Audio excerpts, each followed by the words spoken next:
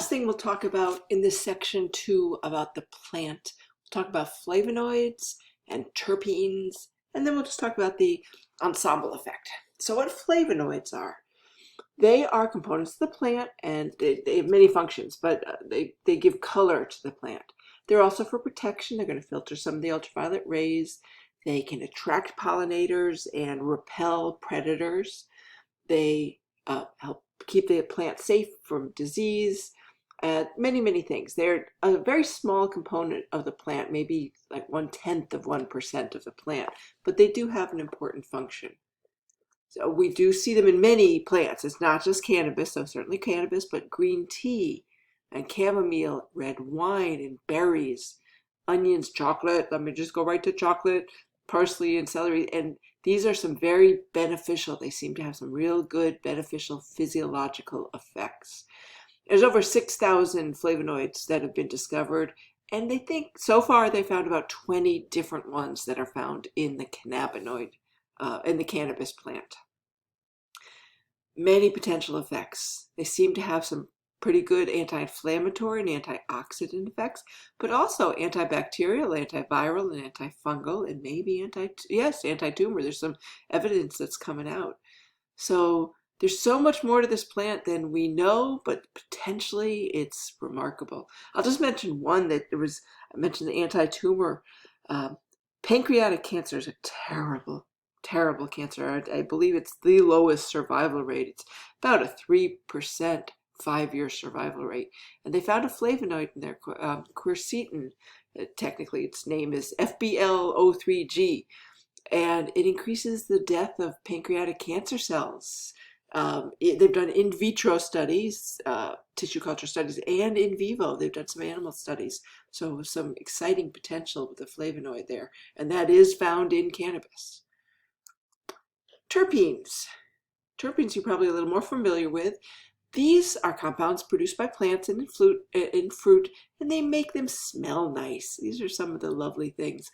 And they have a protective function in the plant. And in your notes there where it says sativa and indica, people just keep clinging to the idea that sativa is this and indica this. Is probably not because the plant is short and dark, it makes you sleepy. Indicas may be more likely to have certain terpenes in them, and that might give the characteristic effect that you think of with a sativa or an indica. So terpenes seem to have a very important role. And they're in things that smell pretty, so lavender and oranges and pine and all sorts of things. There's over 200 different types and 100 in cannabis.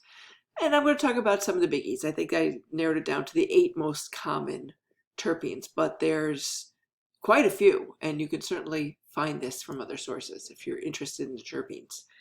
Now, terpenes on their own have physiological effects. So you can get an orange oil or pine, and it sounds very woo-woo, but aromatherapy is a thing. And I'm a neuroscientist. I teach physiology, and as a scientist, aromatherapy works.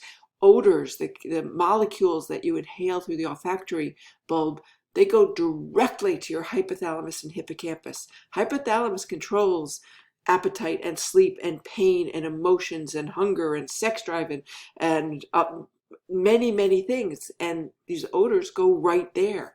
You go to the hippocampus for memory.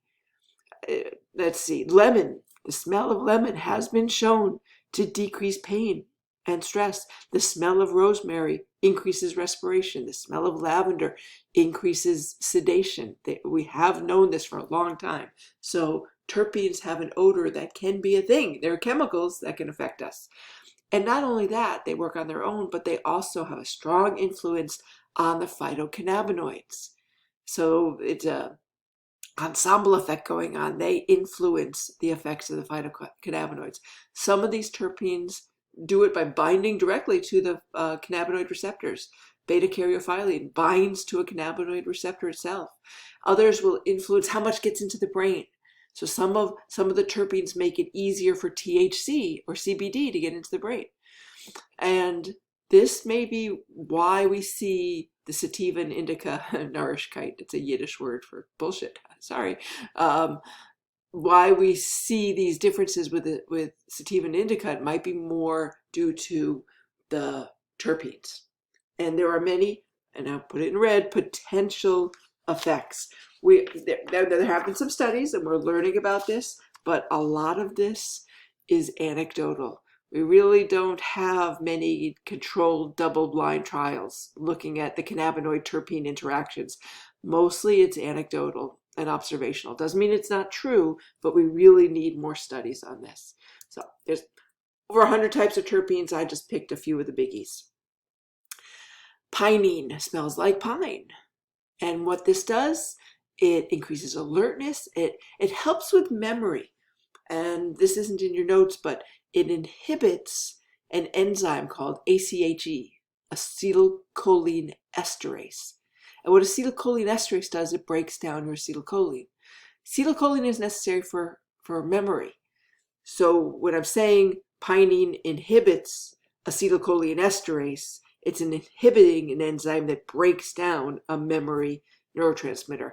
It may help, so pinene may help memory retention. Pinene also helps counteract some of the THC effects, maybe some of the negative ones. Linalool, that is a terpene. It smells kind of floral. You'll find this one in lavender. This one is sedating and relaxing.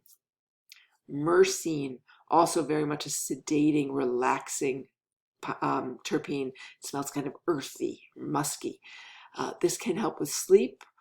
And this effect, it also has antioxidant, anti-inflammatory effects, but it's largely sedating and relaxing, but can also help some cannabinoids get into the brain easier. It increases the permeability of the blood-brain barrier.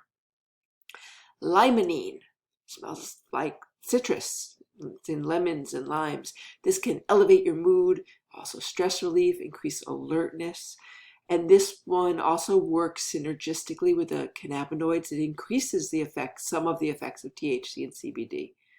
And I'll just finish with, there's many others, but I'll finish with beta-caryophyllene. It smells kind of spicy or woody. It smells like cloves.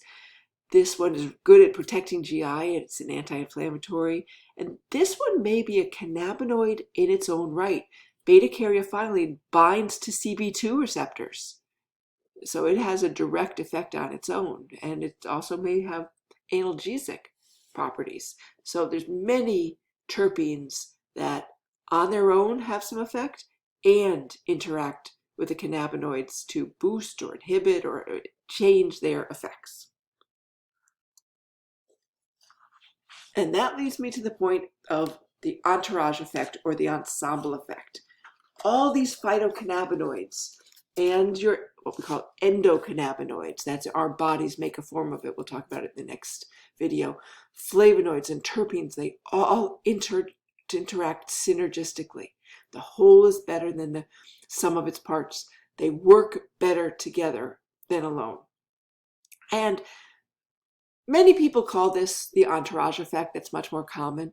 I prefer the ensemble effect.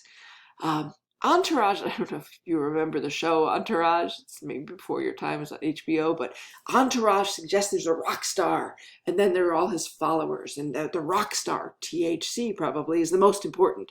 And then CBD and myrcene, they just follow along in THC's path. It's not really like that. I like ensemble. It suggests that we're all working together. So if you had one instrument playing a tune, that's nice. But if you have a full symphony coming together to play, that's going to be so much richer. You're going to get so much more out of that experience if you have the percussion and the woodwinds and the brass and the strings and you have it and vocals. If you have it all together, it's a very different experience than one person scratching out a tune on a violin. So I like ensemble, and I'm a musician, so I like ensemble rather than entourage.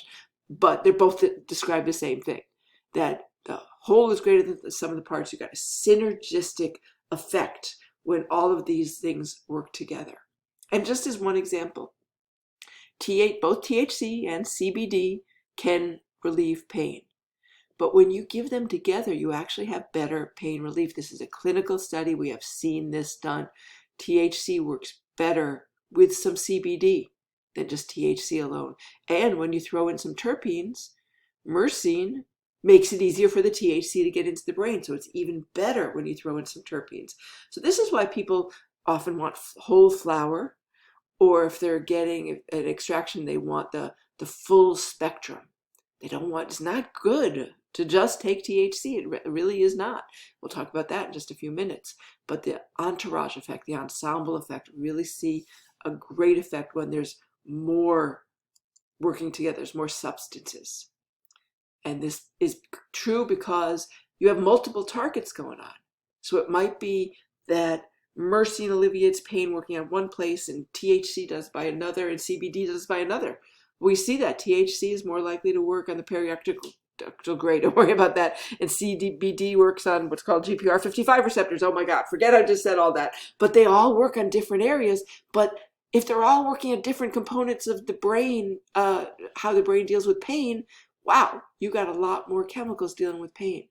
So it might work on multiple targets, and one substance might improve the ability of the other to work, might help it get into the brain faster. So the entourage ensemble effect, the whole is greater than the sum of the parts. They all work together. Alrighty, last thing we'll talk about are some synthetic cannabis substances. Two I'll mention is Marinol and Spice. And actually I'll throw up Epidiolex in there. It's not in your notes. I'll just mention Epidiolex is a pure CBD. It's CBD only, and it is approved, FDA approved. All right. Epidiolex is FDA approved for treatment of some childhood seizure disorders in kids that aren't controlled by any of the other drugs. And it was just removed. It was a Schedule 5, but now it's not scheduled, and it's pure CBD. There's also Marinol, which is just THC. That's been approved by the FDA since 1985, so that's been around for a long time. And then Spice is something completely different. So Marinol, it's a pill of pure THC, and they approved it to increase appetite and decrease nausea and vomiting in cancer patients and in AIDS patients. There's a lot of disadvantages to this. A lot of people hate it, understandably. When you're taking only THC, you can have, and there's no CBD in there, there's nothing else, you can have great anxiety. You don't have any entourage effect. You're losing the beneficial effects of those 100 other chemicals, and so cause anxiety, even some psychosis. Some other problems. This is given for nausea and vomiting, and it's a pill. You're swallowing a pill in people who are throwing up. Did nobody think about that? That's problematic. Let's see, when you take a pill, it's variable and it's hard to control. It depends on what is already in your stomach, how well it's going to be absorbed. And when you take oral drugs, it goes through something called the first pass effect. I'll talk about it in the next section, but first pass effect is when you ingest a drug, it goes to your liver first, and it gets converted into a whole different substance. So THC is going to be converted into 11-hydroxy-THC, which is a different substance. It's like 4 times more potent. And this effect lasts really long. So you got patients taking pure THC, which can cause anxiety and doesn't have any of the CBD taking down the bad effects. And it lasts longer. And it's more potent because you swallowed it. And it's variable and hard to control. And so it's just getting flower is better than this THC pill. I don't understand why this is approved and cannabis is still a Schedule 1. Then there's Spice. Spice is, it's not an official thing because it changes. It's a commercially available, intoxicating product, and it has one or more synthetic cannabinoids. So synthetic cannabinoid, usually what you're going to do, they make a synthetic cannabinoid for research. And they make them because they bind really fully to the receptor. Well, THC actually binds partially. Most of the cannabinoids in your body and THC don't bind fully to the receptor. They bind partially.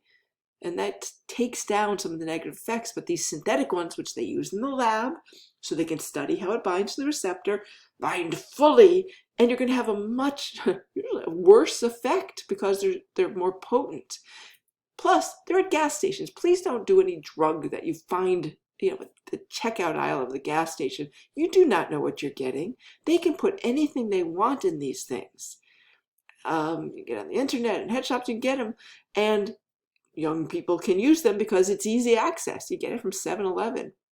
And there's the promise of a really strong high, and there's the perception that it's legal, and it's harder to detect in standard urine drug tests. But they are bad, okay? This is not the cannabis that comes from the plant. It's a synthetic thing made in the lab that keeps changing as they keep making new chemicals. And it binds more fully to receptors, and that can cause more intense effects. Doesn't have any of the CBD that takes down the negative effects. We do see more anxiety and agitation and panic, paranoia, psychosis, all these bad things from the synthetic, really strong binding spice. And we got a lot of calls to poison control. You got a 30 times greater risk of seeking emergency medical treatment for this than you do from even a high dose, even from dabbing. And I'm not a big fan of that. I know you young folk are. We'll talk about that.